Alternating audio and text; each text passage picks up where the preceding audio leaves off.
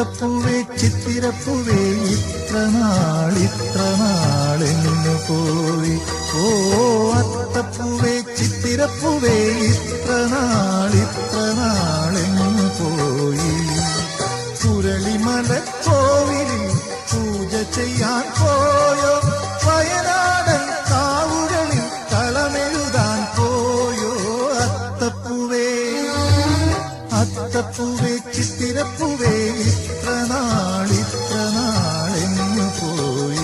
ഓ അത്തപ്പൂവേ ഓ ചിത്തിരപ്പൂവേ.